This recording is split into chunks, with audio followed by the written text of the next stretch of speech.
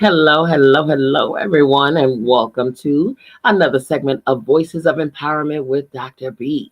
I am your girl, Dr. Bianca, Miss B. Lee, and we are here to journey through the amazing book, The Seat of the Soul, written by Gary Zukav. This book has been absolutely mind blowing. And honestly, it's been reminding us of who we truly are. Oftentimes, we just simply don't know. We do not know our origins, not the self that we are that is tethered to the five senses of us, the sight, smell, touch, taste, feel. No, or hearing.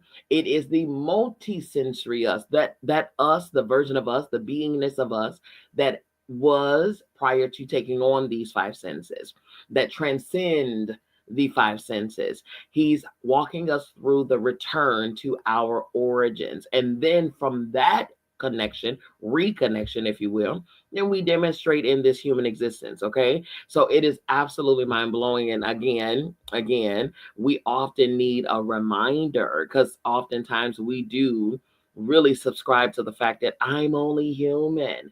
I'm only human. And so from our human selves, we pursue this human experience only with limited understanding rather. And this book helps us to be reminded of who we really are, not who we've been made to believe, not who we subscribed to be, not who what persona we put on just to navigate through this thing called life. We feel that we need to be somebody outside of ourselves in order to journey through this. No. This is a reminder, a reconnection, a returning, a remembering of self as you, as one, as a multisensory being. Okay. So we've journeyed through the previous chapters and things like that. And I'm telling you, my goodness, if you don't have this book, definitely stick around. I will tell you at the end of our segment how you can acquire your own free copy. Free copy. Yes, we are a 501c3 organization. Yes, we do accept donations. They are more than welcomed, but they are not required for you to attain your own book for you to read. It's a PDF version, ebook version for you to have, and you can pull it up from wherever you are, whether you're on your lunch break at work, whether you're at downtime at home. It doesn't matter. On your commute to or from work and riding trains, buses, whatever. This is a great piece of material for you to read, for you to see yourself in, for you to again be reminded of. Okay. Now, without further ado, we are going into chapter 7, which is entitled Intention 1. Intention 1. So I'm assuming that we're going to be going into some other facets of intention, but because keep in mind, yes, I am hosting this collective. However, these books I don't read ahead of you all, I read with you all. So the revelations that I get, you get, we get at the same time. Okay. And with that being said, I want you to share. We're airing on several different platforms: Facebook, Clubhouse, LinkedIn, YouTube, Twitter, all of those places at the same time, right? And so with that, if you get a piece of information or an insight or rhema, whatever it is, from something that I have read or are reading through and whatever, share. That's what the comment section, that's what the chat is for. Share so that we can hear your insight, because it's collectively that we'll get the full view of what it is that we're all looking at. Okay. Share your insight. Periodically, I'll be reading and then I'll get a light bulb that goes off and I'll share my insight as well. Okay. So, wherever you're viewing from, I will see all of your comments. I will see everything. It doesn't matter. And then I'll give voice to your words. And then we'll all have a better view with your contribution to it. Okay. So, without further ado, we're going to get inside of our chapter 7 reading. Again, it is entitled Intention. Intention 1, actually. Okay, here we go. Not all forms are physical. A thought, for example, is a form. What is a thought formed out of? The thought is energy or light that has been shaped by consciousness. No form exists without consciousness. There is light, and there is the shaping of light by consciousness. This is creation. Energy continually pours through you, entering at the top of your head, where the crown chakra is, and descending downward through your body at the root chakra. You are not a statistic or static system. You are a dynamic being of light that at each moment informs the energy that flows through you. You do this with each thought, with each intention. The light flow that flows through your system is universal energy. It is the light of the universe. You give that light form. What you feel, what you think, how you behave, what you value, and how you live your life reflect the way that you are shaping the light that is flowing through you. Very true. They are the thought forms, the feeling forms, and the action forms that you have given to light. They reflect the configuration of your personality, your space time being. You change the way that you shape the light which is flowing through you by changing your consciousness. You do this, for example, when you challenge a negative pattern, such as anger, and consciously choose to replace it with compassion, or when you challenge impatience and consciously choose to understand and appreciate the needs of others. You notice he said this, he's been saying this throughout the book, that your word choose. Choosing is shaping, definitely. This creates different forms of thought, feeling, and action. It changes your experience. Every experience and every change in your experience reflects an intention. An intention is not only a desire, it is the use of your will. If you do not like the relationship that you have with your husband or with your wife, for example, and you would like it to be different, that desire alone will not change your relationship.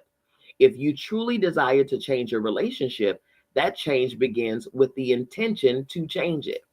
How it will change depends upon the intention that you set. If you intend that your relationship with your husband or your wife become harmonious and loving, that intention will open you to new perceptions. It will allow you to see the love that your husband or wife expresses for you in his or her own way. If that is the case, it will allow you to see the absence of that love, if that is the case.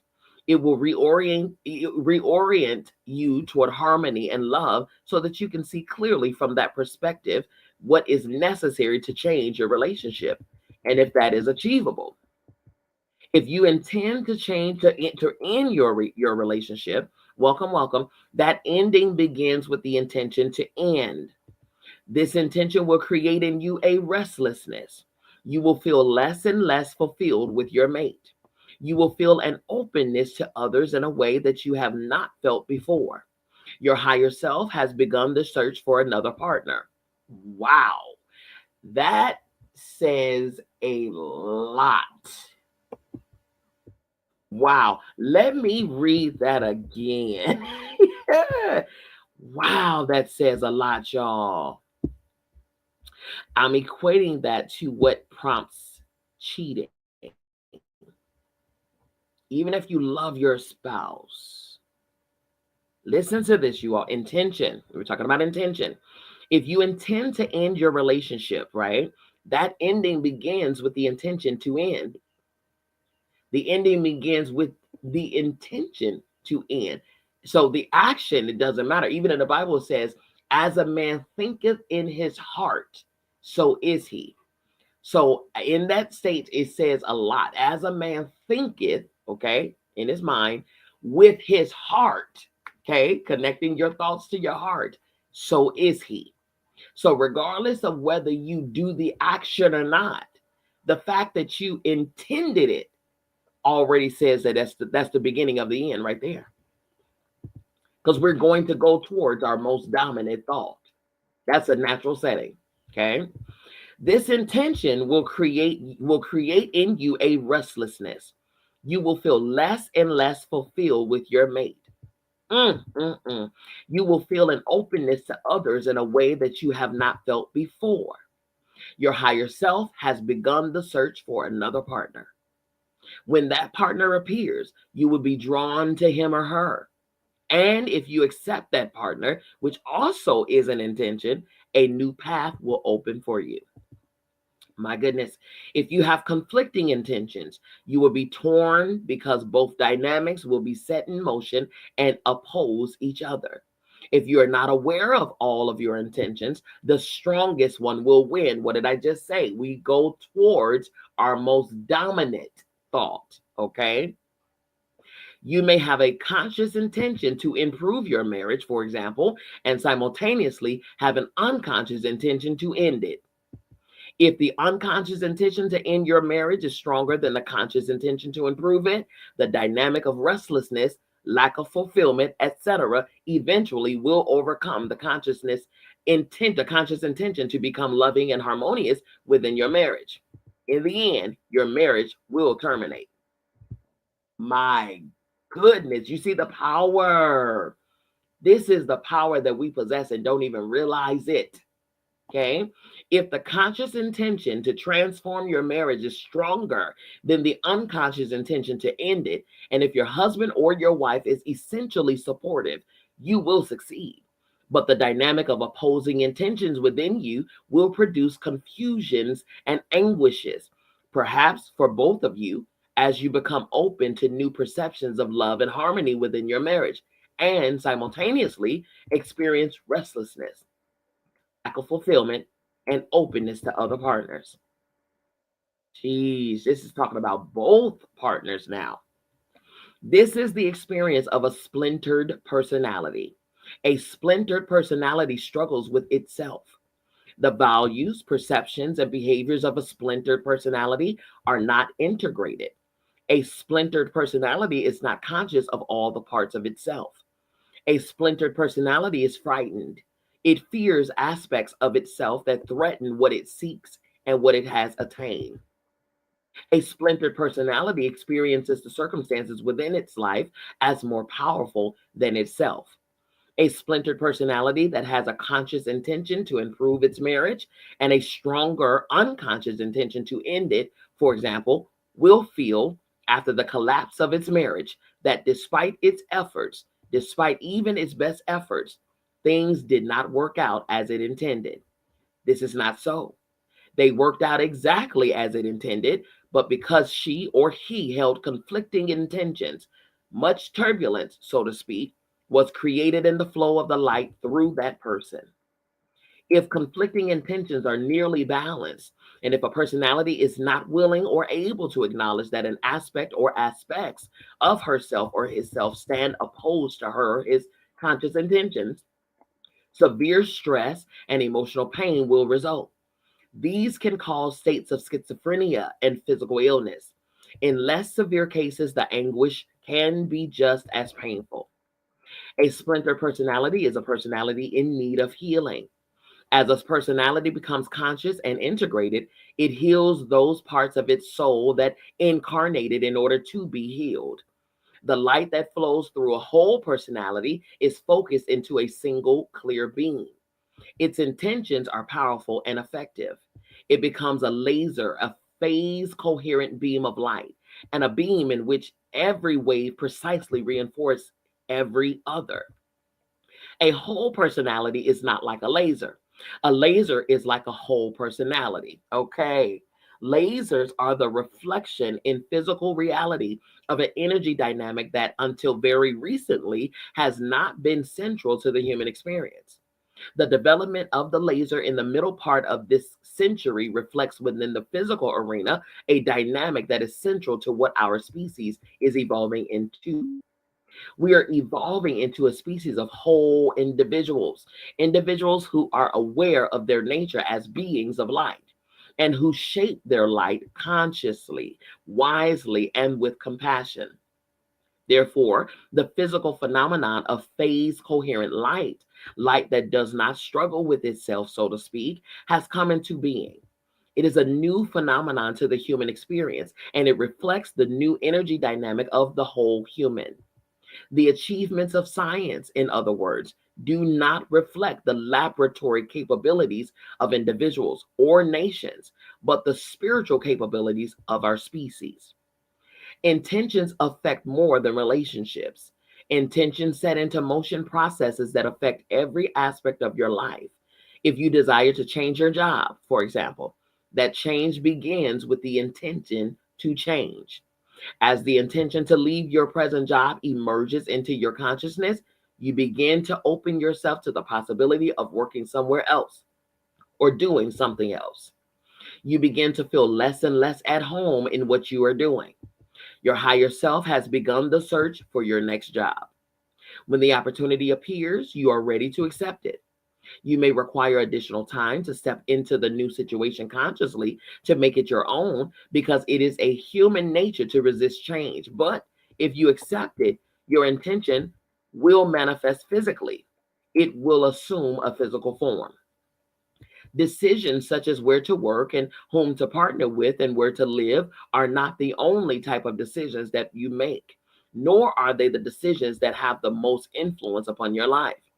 At each instant, you make decisions in the form of your attitudes about the universe, about other people, and about yourself. You make these decisions continually, and your experiences at each moment are created by them. You are a decision making being. A single choice to challenge your anger and replace it with understanding does not immediately change these attitudes, but it brings them through your feelings into awareness. And as you make the decisions of your life consciously and responsibly and wisely, your attitudes come to reflect your decisions. Eventually, the deepest decision making processes within you, those that shape your from moment to moment, the light that flows through you become aligned with what you choose consciously, just as they are aligned because you choose awareness with what you choose consciously. You create your reality with your intentions. How does this happen? Intentions shape light, they set light into motion.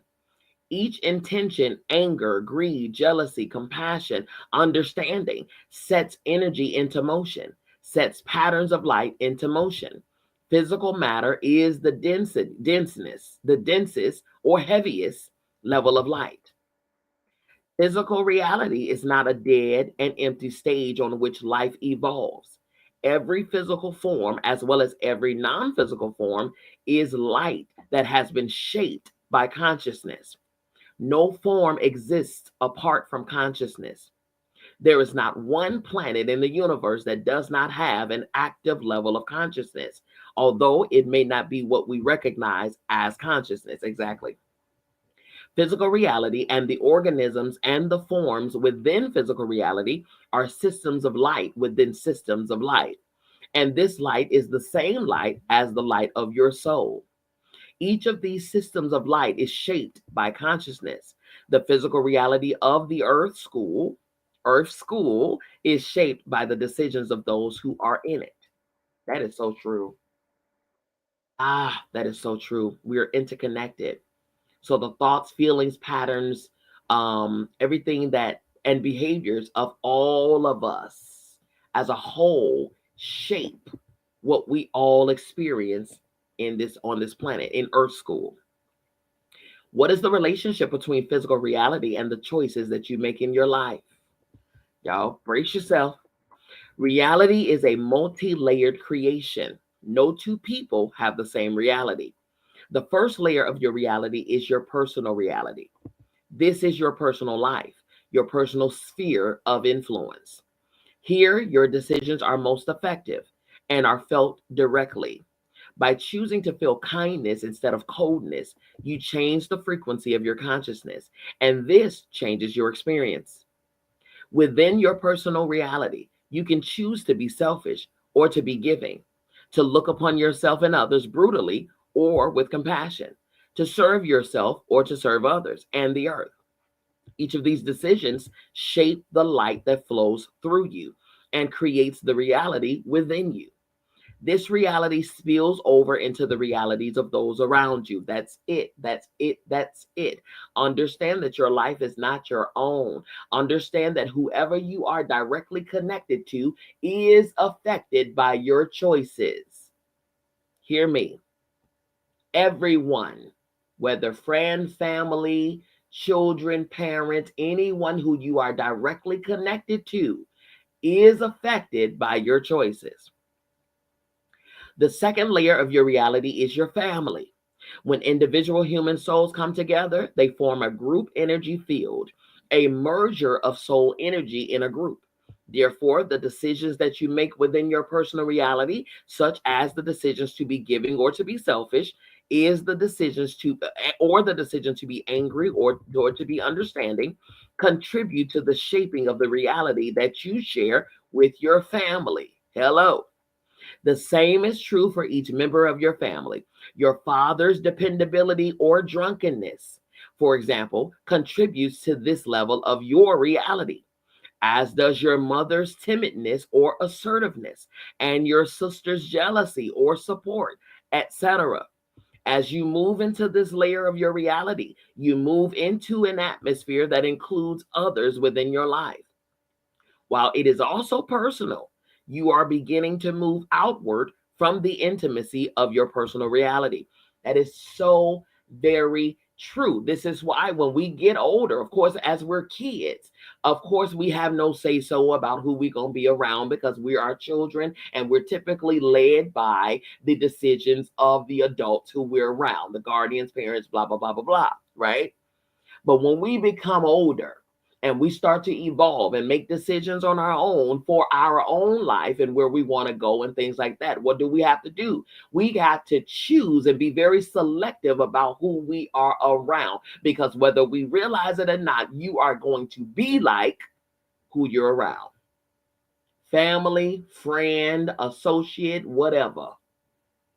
So if you don't like the fruit that the people around you are producing, you might want to be selective about how much time you spend around them, because their decisions will affect you and your decisions will affect them. There it is. There's a nugget for today. Okay. The next layer of your reality is your school or the place where you work. This level of reality is also a co creation and is more impersonal than the reality that you share with your family. Not all of the perceptions that are central to your personal reality are central to this reality. For example, you may have discovered that when you pray, you get answers.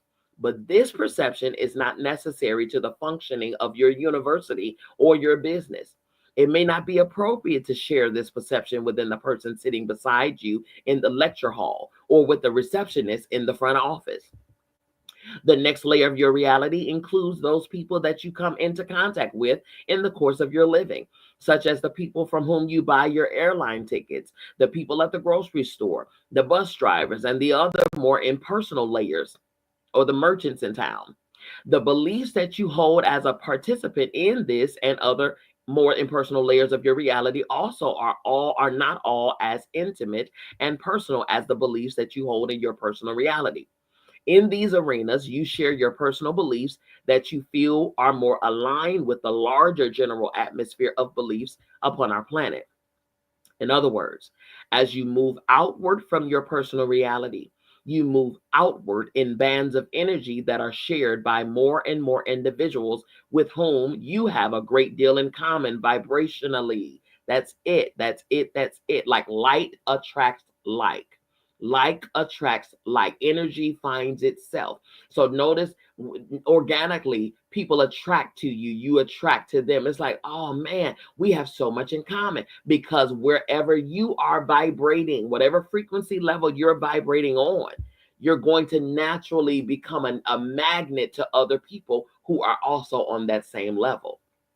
That actually can be seen in the other side too. If you find yourself attracting, bozos or people who are negative or who got ugliness and stuff like that, you might want to check where you're vibrating, because like attracts like.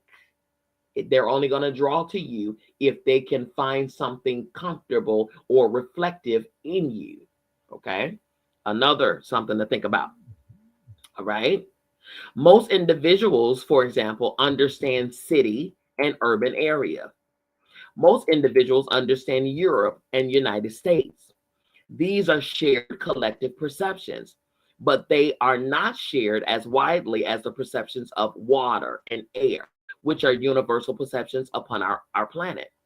Not all the people on our planet know that there is a place called Europe. Europe is a majority perception upon our planet, but not a universal perception, such as air. Consciously receiving answers to prayers is not a majority perception upon our planet. Therefore, you are free to tell the people at the grocery store that you hear answers when you pray. But you may decide not to share that perception for your own sense of safety. Very true. Because you realize that their consciousness may not be able to accept it.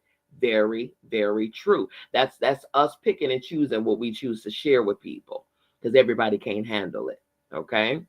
The next layer, that's where discernment comes in too, you all. Intuition, that's where there comes in that, because you'll be able to tell intuitively if this person can handle your truth or not. Okay. The next layer of your reality is your town or city. The next is your state or the area of the country. And the next is your culture or nation. A nation is an aspect of the personality of Gala, the earth's soul, which itself is developing its personality and soulhood. The group dynamic, that is the United States, is a personality aspect of Gala, as are the group dynamic that is Canada, and the group dynamic that is Greenland, and the group dynamic that is each nation.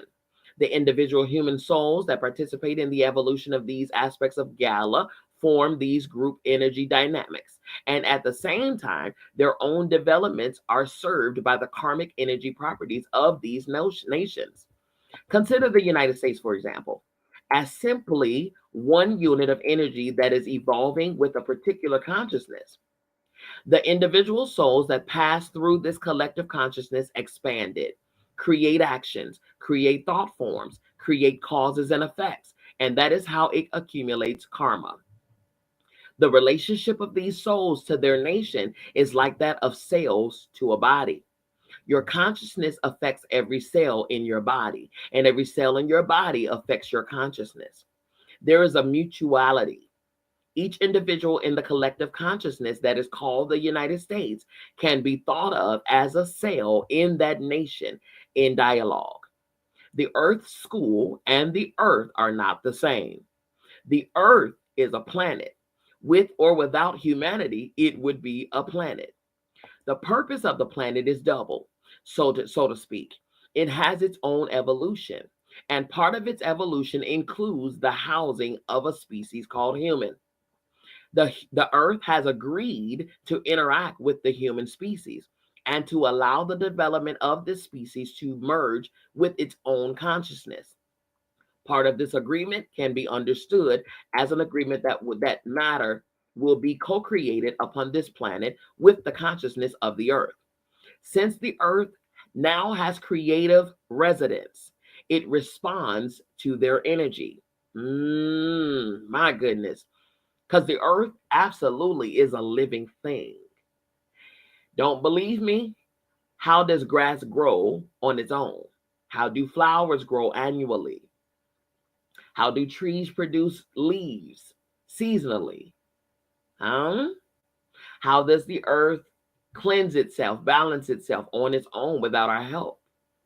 The earth is a living thing. So it's beautiful that this says that part of this agreement that earth had with the species of which is a human can be understood as an agreement that matter will co-create upon this planet with the consciousness of the earth. Okay, since the earth has creative residents, which are us, it responds to their energy. Our species and the earth form a mutual response system. This happens in the same way that nature exists and is also called creative adventure. As you continue to move outward through the layers of your reality, they become more and more impersonal. The next layer of your reality is your race.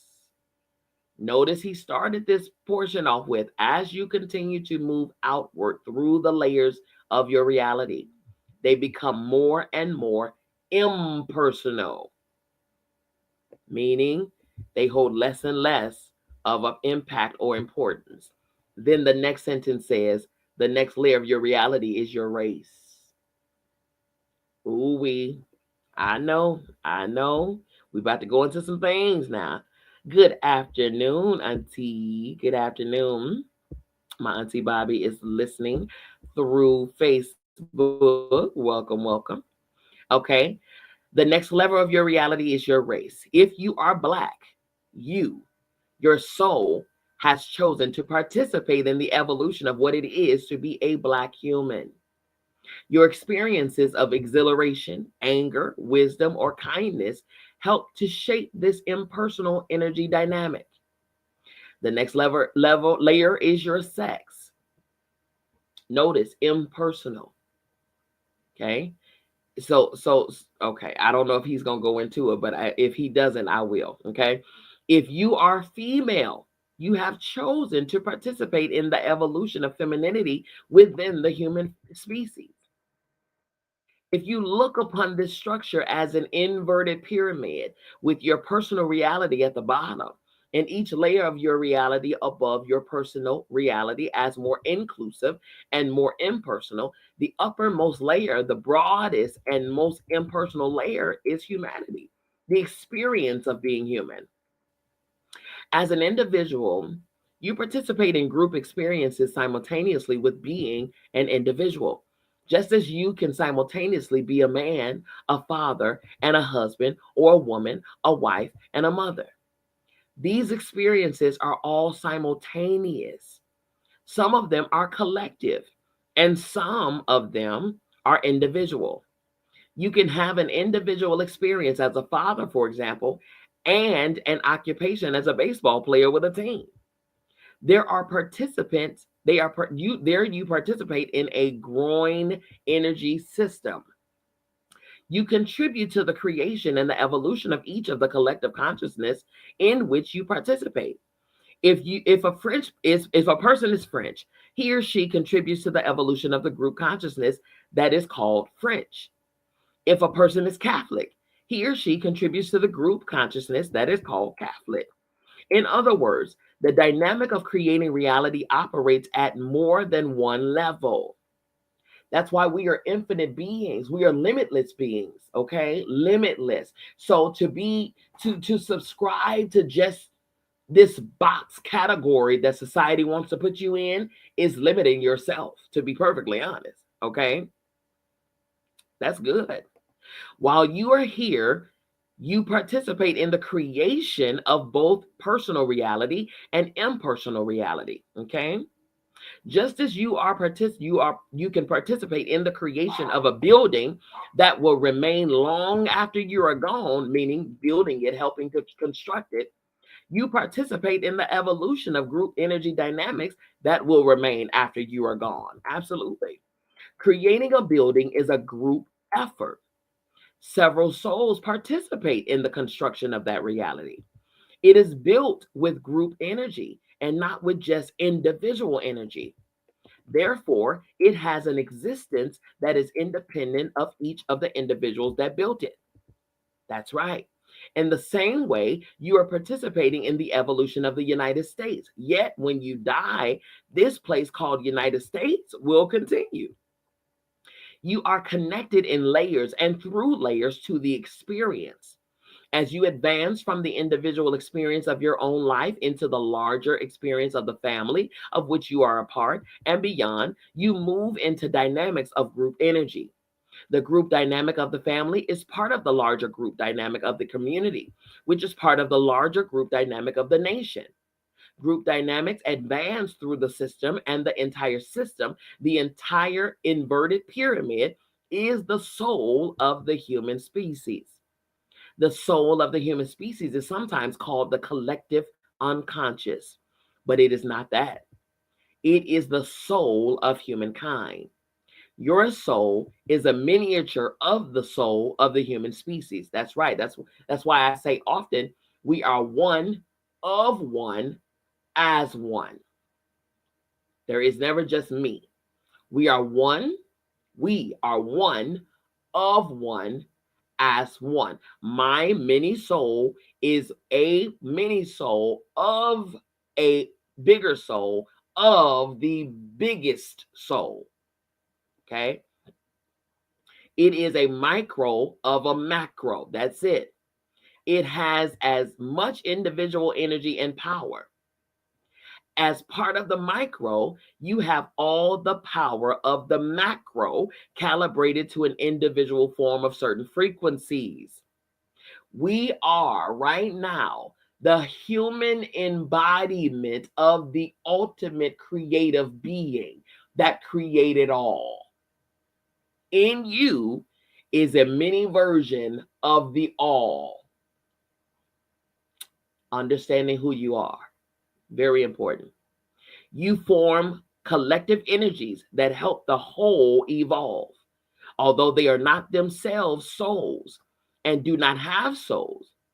In between the micro and the macro are the various experiences afforded the individual human soul learning within a group, participating in group evolution, such as the evolution of your country, your religion, and the individual personal experiences that comprise the human experience.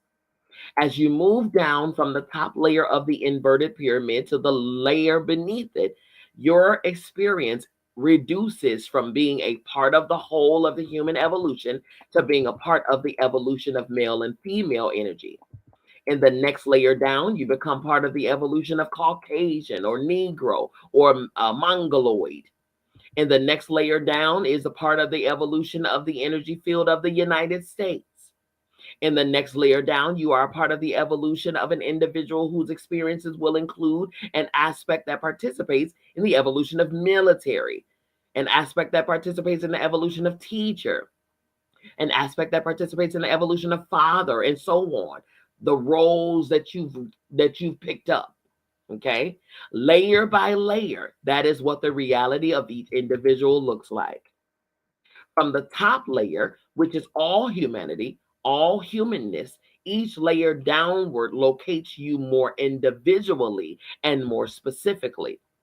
The most impersonal consciousness, the human species, is the first layer. This consciousness then takes on personal attributes. It is personal that you are part of the United States. It is personal that you are a white male part of the United States or a brown female part. These are parts of your personal experience and characteristics that serve the evolution of the whole. A university, by analogy, is a group dynamic.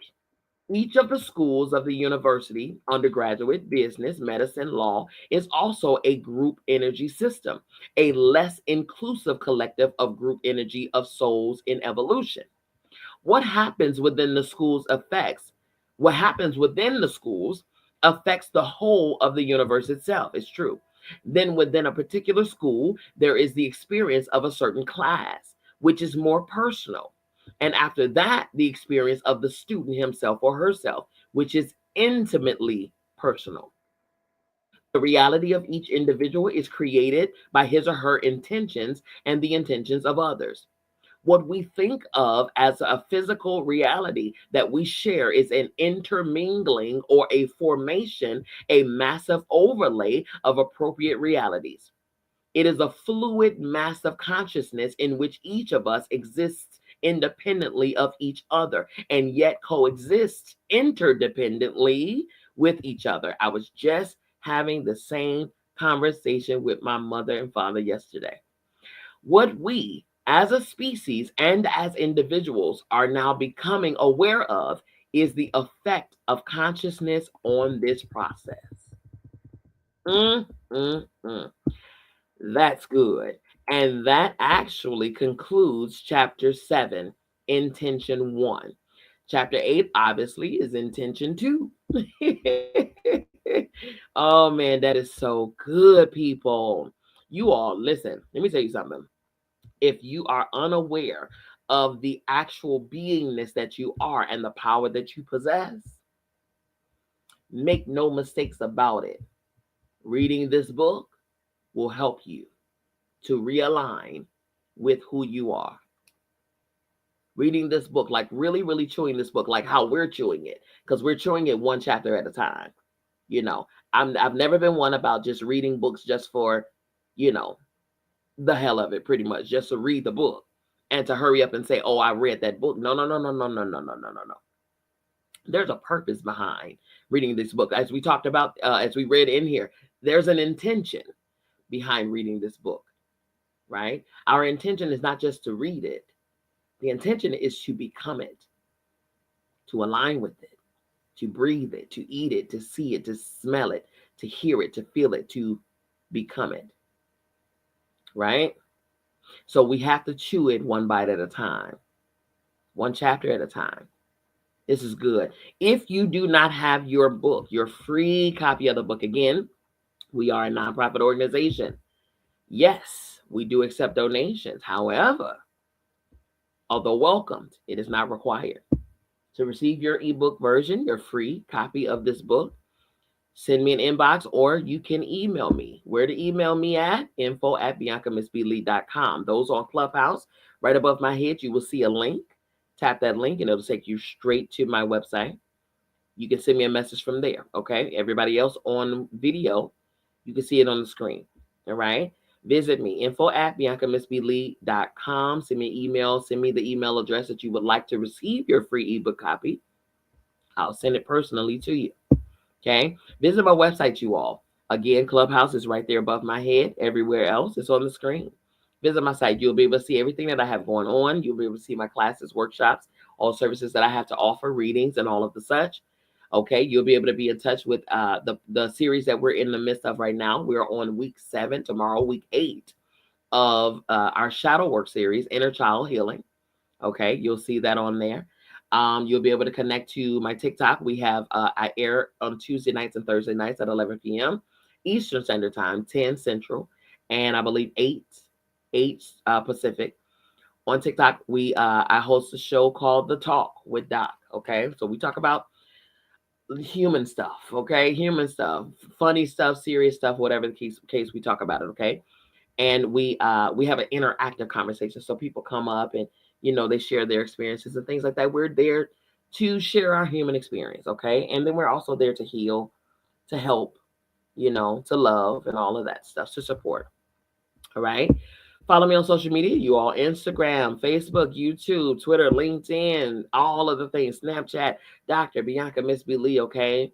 YouTube, Twitter, LinkedIn, Facebook, Clubhouse, everywhere, Instagram, everywhere. Dr. Bianca Miss B. Lee, okay? You cannot miss it. You can't forget it. Now, if you want to chit chat and you want to talk about some counseling and therapy and things like that, feel free to contact me. 706-570-2630. Again, 706-570-2630. And I can assist you. I can get you a regular schedule. We can get you locked in and in the rotation. That way you can get your therapeutic needs met, okay? Which I think, in my opinion, we all need it. Okay, we all need it. How do you find the right therapist for you? Sign number 1, your therapist should have a therapist.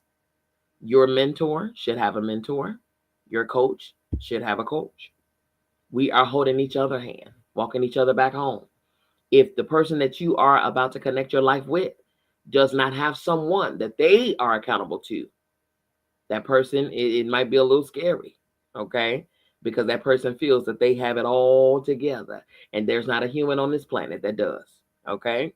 So contact me and I can assist you in your therapeutic and your mentoring and coaching needs, okay? Whether that's spiritual, whether that's mental, whether that's behavioral, whether that's emotional, inner child, sexual, physical, it doesn't matter. Reach out to me and I got you, okay? Alrighty, you all. We will be here again on Tuesday night at 8 p.m. Eastern Standard Time, right here on Voices of Empowerment with Dr. B. I love you. I mean it. There is absolutely, positively nothing that you can do about it. Don't you even try, because it won't work, okay? There's nothing you can do to make me not want to love you, okay? Not only do I want to love you, I gotta love you. I desire to love you. I love you because I am you. Period, point blank, okay? Alrighty, you all. You are having an amazing rest of your Sunday. And enjoy your work week or your week, depending on, you might be a retiree. Enjoy your week, okay? All hits, no misses, all wins, no losses, all right? We'll see you back here on Tuesday night, 8 p.m. Eastern Standard Time, right here on Voices of Empowerment with Dr. B. Peace.